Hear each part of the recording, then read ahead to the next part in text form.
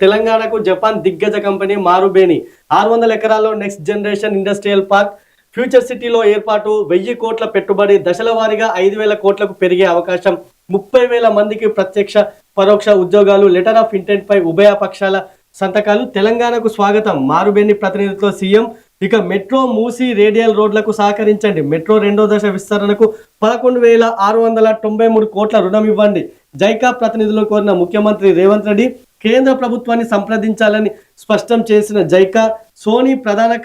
కార్యాలయంలో తెలంగాణ బృందం అత్యాధునిక ఫిల్మ్ సిటీ ఏర్పాటుకు యోచన ఇప్పటికే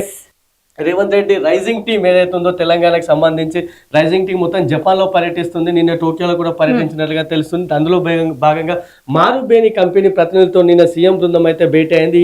ఈ ఒప్పందంలో మొత్తం 1000 కోట్లతో తాము నెక్స్ట్ జన్ ఇండస్ట్రియల్ పార్క్ ని ఏర్పాటు చేస్తామని చెప్పేసి మారుబేని కంపెనీ కూడా చెప్పింది ఇక దీనికి సంబంధించి ఒప్పందం కూడా ఒక ఎంఓయూ కూడా కుదుర్చుకున్నట్టు తెలుసు అంతేకాకుండా జైకా ప్రతినిధులతో సీఎం రేవంత్ రెడ్డి టీం అయితే భేటీ అయింది దీనికి సంబంధించి మూసి అదేవిధంగా మెట్రో రైల్ సంబంధించి మాకు 11,000 కోట్లకు పైన రుణం ఇవ్వండి అని చెప్తే అక్కడ జైకా ప్రతినిధులు మాత్రం కేంద్రాన్ని సంప్రదించండి మీరు కేంద్రాన్ని సంప్రదిస్తే కేంద్రం ఓకే అంటే మేము ఇవ్వడానికి రెడీ ఉన్నట్లుగా కూడా అక్కడ జైకా ప్రతినిధులు చెప్పారు ఈ నేపథ్యంలో మరి రాష్ట్ర ప్రభుత్వం కేంద్రాన్ని అప్రోచ్ అవుతుందా అనేది మనం చూడాలి